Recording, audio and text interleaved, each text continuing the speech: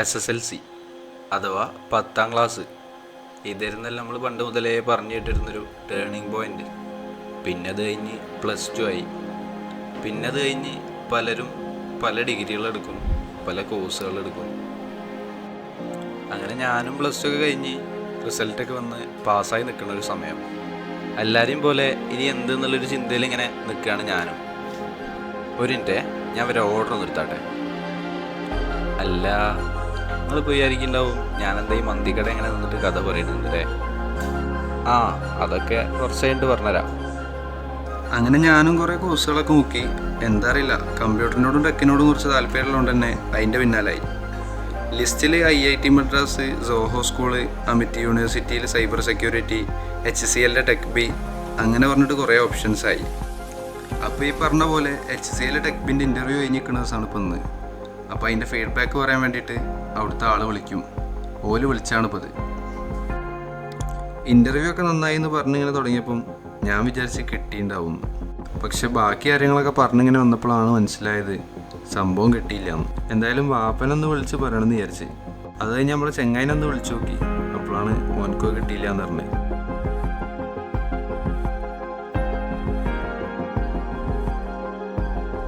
ഇനിയിപ്പോൾ അടുത്ത ഓപ്ഷൻസുകളൊക്കെ ഒന്ന് നോക്കി തുടങ്ങണം. കാര്യങ്ങളൊക്കെ ഒന്ന് സെറ്റാക്കി എടുക്കണം.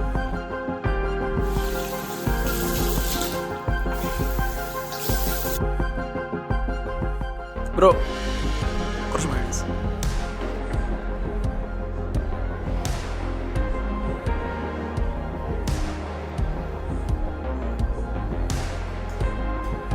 അച്ചു, ഇതല്ല മയോണൈസ് കഴിച്ച മയോണൈസ് നോക്കണ്ടേ ബ്രോ? പടച്ചോനെ, പണി പാടില്ലോ. മയോണൈസ് കഴിച്ചിട്ട് കൊടുത്ത ടൊമാറ്റോ സോസാന്ന് തോന്നുന്നുണ്ട്. ഏതായാലും ഇതൊന്ന് മാറ്റി കൊടുത്താട്ടെ. മാറ്റത്തിൻ്റെ തുടക്കം ഇപ്പോൾ ഇങ്ങനെ ഉണ്ടാവട്ടെ.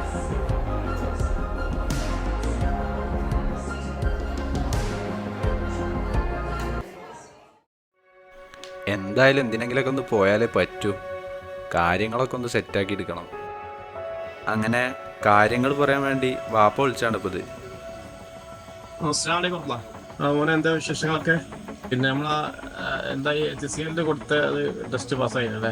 ഇൻഷാല്ല നമുക്ക് വേറെ എന്തോ നോക്കാം. കരീംക്ക വേറെ എന്തോ ഒന്ന് പറഞ്ഞിനി ഇതുമായി ബന്ധപ്പെട്ട്. കരീംഖാനെ ഇപ്പം തിരക്കിലായിരിക്കും, വേണമെങ്കിൽ ഒന്ന് വൈകിട്ടൊന്ന് ബന്ധപ്പെട്ടോ. അങ്ങനെ കരീംക്കൊക്കെ ഒരു മെസ്സേജ് അയച്ചിട്ട് എന്താ കാര്യങ്ങളൊക്കെ ഒന്ന് അറിയാൻ വേണ്ടിയിട്ട്. ഹലോ, അസ്സലാമു അലൈക്കും കരീംക്ക. പിന്നെ HCL കാര്യങ്ങൾ നിങ്ങളോട് വാപ്പ് പറഞ്ഞേന്ന് പറഞ്ഞേ. അതല്ലാതെ വേറെ എന്തൊരു പരിപാടി നിങ്ങൾ ഇപ്പനോട് പറഞ്ഞേന്ന് പറഞ്ഞേ.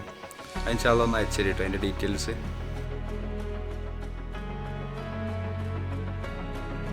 വലൈക്കും സ്ലാം. നിനക്ക് ടെക് ഇൻട്രസ്റ്റ് ഉണ്ടെന്നല്ലേ പറഞ്ഞേ?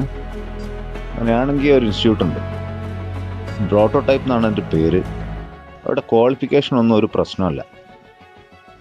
അവിടെ മൊബൈൽ ഡെവലപ്മെൻറ്റ്, വെബ് ഡെവലപ്മെൻ്റ് ഒക്കെ ഉണ്ട്. നീ ഒന്ന് ട്രൈ ചെയ്ത് നോക്കിയേ, ഞാൻ ഡീറ്റെയിൽസ് അയച്ചു തരാം. പോണ പോലെ അല്ല, അതിനപ്പുറം ഒരു ഡിഫറെന്റ് രീതിയിൽ ലൈഫ് ബിൽഡ് ചെയ്യുന്നതിനെ കുറിച്ചാണ്. ഇച്ചിരി ചങ്കൂറ്റവും ധൈര്യമൊക്കെ ഉള്ള ആൾക്കാരാണെങ്കിൽ, അങ്ങനത്തെ കുറച്ച് സ്റ്റുഡൻസ് ആയിക്കോട്ടെ, അങ്ങനെ കുറച്ച് പാരൻസ് ആയിക്കോട്ടെ, ഇച്ചിരി ലൈഫ് ഇച്ചിരി ഡിഫറെന്റ് ആയിട്ട് ഒരു ഹൈ ലെവലിൽ ജീവിക്കുക. ഹൈ ലെവലിൽ എന്ന് പറഞ്ഞാൽ ശരിക്കും പറഞ്ഞാല് എന്തായാലും ബാക്കിയുള്ള ഓപ്ഷൻസ് ഒക്കെ അവിടെ നിൽക്കട്ടെ. ഈ പറഞ്ഞ പോലെ പ്രോട്ടോടൈപ്പിൻ്റെ കാര്യങ്ങൾ കാര്യമായിട്ട് നോക്കാൻ തുടങ്ങി.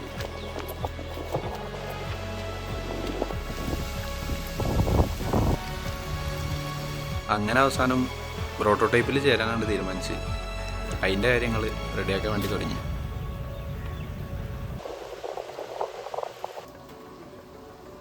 അങ്ങനെ ഇപ്പോൾ കാര്യങ്ങളൊക്കെ ഇപ്പോൾ എന്തായാലും ഒന്ന് ചെങ്ങായിനോട് പറയാമെന്ന് വിചാരിച്ച്. ഈ അടിക്കുന്ന ഹോർലിക്സും ബൂസ്റ്റൊക്കെ ആണെങ്കിലും നമ്മൾ കുടിക്കുന്ന ചായയും കട്ടനൊക്കെ തന്നെ ആണ് കേട്ടോ. ഏതായാലും ജോയിനിങ് വരുന്നത് അടുത്ത ആഴ്ചയാണ്. ഡീറ്റെയിൽസൊക്കെ ഓനോട് പറഞ്ഞിങ്ങനെ വന്നപ്പോൾ ഓനും ഫുള്ള് സപ്പോർട്ട്. അപ്പോൾ പിന്നെ എൻ്റെ കോൺഫിഡൻസ് ഒന്നുകൂടെ കൂടി. എന്തായാലും വരുന്നിടത്ത് വെച്ച് കാണാം. അപ്പോൾ ചേരുമ്പോൾ എന്തായാലും ഒരു ലാപ്ടോപ്പ് അത്യാവശ്യമാണ്. ലാപ്ടോപ്പ് എന്തായാലും വാങ്ങണം. തുടക്കത്തിൽ നിങ്ങൾ കണ്ട പോലെ ഒഴിവിട്ടുമ്പൊക്കെ മന്തിക്കടയിലും പച്ചക്കറി കടയിലും ഒക്കെ പണിക്ക് പോയിനി. അങ്ങനെ ഉണ്ടാക്കിയ കുറച്ച് പൈസയും ബാക്കി വാപ്പ തന്നും കൂടെ കൂട്ടിയിട്ട് ഒരു ലാപ്ടോപ്പ് അങ്ങോട്ട് വാങ്ങാൻ തീരുമാനിച്ചു.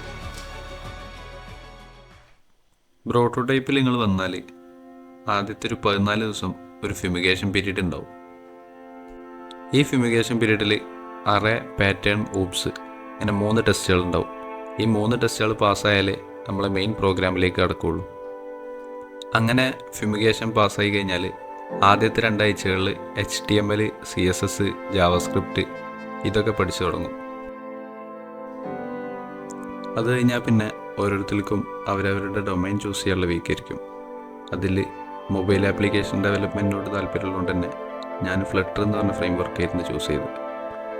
മേൺ stack, MEAN stack, Python plus Django, game development, cyber security അങ്ങനെ കുറേ ഓപ്ഷൻസുകളുണ്ട്. ഫ്ലട്ടർ ഫ്രെയിം വർക്ക് യൂസ് ചെയ്ത് മൊബൈൽ ആപ്ലിക്കേഷൻ ഡെവലപ്മെൻറ്റ് ചെയ്യണമെങ്കിൽ തന്നെ ഡാർട്ട് എന്ന് പറഞ്ഞ പ്രോഗ്രാമിംഗ് ലാംഗ്വേജ് പഠിച്ചിട്ട് വേണം തുടങ്ങാൻ. അങ്ങനെ ഫ്ലട്ടറും ഡാർട്ടും ബേസിക്സ് പഠിച്ചു കഴിഞ്ഞാൽ പിന്നെയുള്ള വീക്കുകളിൽ മിനി പ്രൊജക്ട്സ് ബിൽഡ് ചെയ്യാൻ തുടങ്ങും. പ്രോട്ടോടൈപ്പിൻ്റെ തന്നെ യൂട്യൂബ് ചാനലിലും ലേണിംഗ് പ്ലാറ്റ്ഫോമുകളിലുമായി നമ്മളെ ഹെൽപ്പ് ചെയ്യാൻ ഒരുപാട് വീഡിയോ ട്യൂട്ടോറിയൽസ് ഉണ്ടാവും. അതിൻ്റെ കൂടെ നമ്മൾ സെൽഫ് റിസർച്ചും കൂടെ ചെയ്ത് ലേൺ ചെയ്യുന്ന ഒരു രീതിയാണ് ഇവിടെ ഉള്ളത്. ഓരോ വീക്കുകളിലും നമ്മൾ ചെയ്ത ടാസ്കുകളും പ്രൊജക്റ്റും റിവ്യൂ ചെയ്യാൻ വേണ്ടി ഇൻഡസ്ട്രിയൽ എക്സ്പീരിയൻസ്ഡ് ആയിട്ടുള്ള ആളുകളുമായിട്ട് മീറ്റിംഗ്സ് ഉണ്ടാകും. അങ്ങനെ ഒരു 10th വീക്കൊക്കെ ആകുമ്പോഴേക്കും ഫസ്റ്റ് മേജർ പ്രൊജക്റ്റ് ചെയ്തു തുടങ്ങും. അത് കഴിഞ്ഞ് കുറച്ച് അഡ്വാൻസ് ടോപ്പിക്സുകൾ കൂടി പഠിക്കും.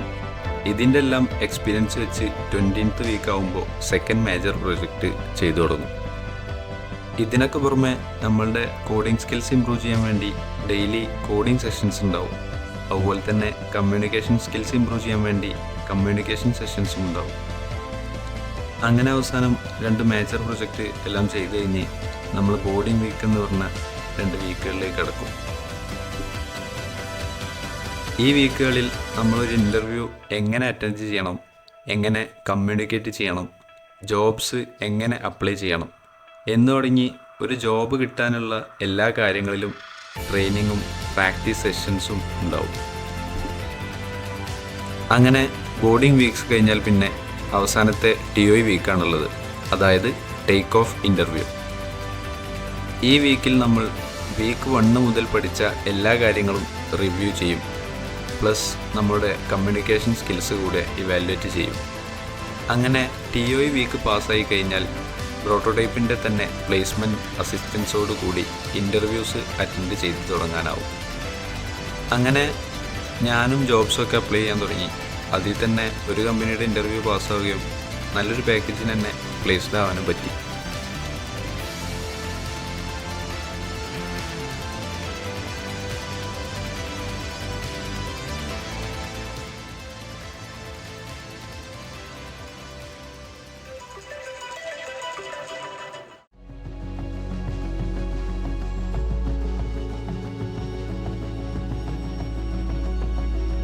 പുതിയൊരു തുടക്കം, പുതിയൊരു ലോകം. അങ്ങനെ മൊബൈൽ ആപ്പ് ഡെവലപ്പറായിട്ട് ഞാൻ എൻ്റെ കരിയർ സ്റ്റാർട്ട് ചെയ്തു. കമ്പനിയിൽ ജോയിൻ ചെയ്തതിന് ശേഷം കുറച്ച് ദിവസങ്ങൾ കൊണ്ട് തന്നെ ഒരുപാട് കാര്യങ്ങൾ മനസ്സിലായി തുടങ്ങും. നിങ്ങളൊരു കരിയർ ബിൽഡ് ചെയ്യുന്നതിനപ്പുറം നിങ്ങളുടെ പേഴ്സണാലിറ്റിയും പെർസെപ്ഷനും അങ്ങനെ ടോട്ടലായിട്ടുള്ള ഒരു എനർജി ഷിഫ്റ്റ് തന്നെ നിങ്ങൾക്ക് ഫീൽ ചെയ്ത് തുടങ്ങും. കമ്പനിയിൽ ജോയിൻ ചെയ്ത് കഴിഞ്ഞാൽ പതിയെ നിങ്ങളൊരു റിയൽ വേൾഡ് പ്രൊജക്റ്റിൻ്റെ ഭാഗമായി തുടങ്ങും. എൻ്റെ കമ്പനി ഒരു പ്രൊഡക്റ്റ് ബേസ്ഡ് കമ്പനിയായിരുന്നു. അതുമാത്രമല്ല ഫ്രം സ്ക്രാച്ചിൽ തന്നെ ബിൽഡ് ചെയ്യുന്ന ഒരു പ്രൊജക്റ്റ് ആയതുകൊണ്ട് തന്നെ അതിൻ്റേതായിട്ടുള്ള എക്സ്പെർട്ടൈസ് നല്ല രീതിയിൽ വാല്യൂ ഉള്ളതാണ്. ഇനീഷ്യലി കമ്പനി ബാംഗ്ലൂർ ബേസ്ഡ് ആയിരുന്നു. തുടർന്ന് കുറച്ച് കാലങ്ങൾക്ക് ശേഷം കൊച്ചിയിൽ കേരള സ്റ്റാർട്ടപ്പ് മിഷനിലേക്ക് ഷിഫ്റ്റ് ചെയ്തു. +2 കഴിഞ്ഞ് അധിക പേരും ഡിഗ്രിക്കൊക്കെ പോകുന്ന ഈ ഒരു സമയത്ത് ഒരു നല്ല സ്കില്ല് ഡെവലപ്പ് ചെയ്തതിലും ആ സ്കില്ല് വെച്ചൊരു കരിയർ ബിൽഡ് ചെയ്തെടുക്കാനും കഴിഞ്ഞു എന്നതിൽ എനിക്ക് ഒരുപാട് അഭിമാനമുണ്ട്. മാത്രമല്ല എൻ്റെ ഫാമിലിയെ ഫൈനാൻഷ്യലി സപ്പോർട്ട് ചെയ്യാൻ പറ്റുന്നു എന്നതിൽ അതിയായ സന്തോഷമുണ്ട്. ലൈഫിൽ എല്ലാവർക്കും ഓരോ ടേണിംഗ് പോയിൻ്റ് വരും. ചിലരൊക്കെ അതിൽ പിടിച്ച് കയറി രക്ഷപ്പെടും, ചിലപ്പോൾ പരാജയപ്പെട്ടെന്നും വരാം. പക്ഷേ അവസരങ്ങൾ ഒരുപാട് നിങ്ങളുടെ മുന്നിലുണ്ടെന്ന ഉറച്ച വിശ്വാസത്തിലൂടെ മുന്നോട്ട് നീങ്ങിയാൽ നിങ്ങൾക്കുള്ളത് നിങ്ങളുടെ അടുത്ത് തന്നെ എത്തിയിരിക്കും. പക്ഷെ അതിനു വേണ്ടിയുള്ള എഫേർട്ട് ഇടണം, എന്നാലേ റിസൾട്ട് ഉണ്ടാവും. ഇനിയും ഉയരങ്ങളിലേക്ക് എത്താൻ വേണ്ടി ഞാനും ഉണ്ടാവും. It's me Syed Adnan.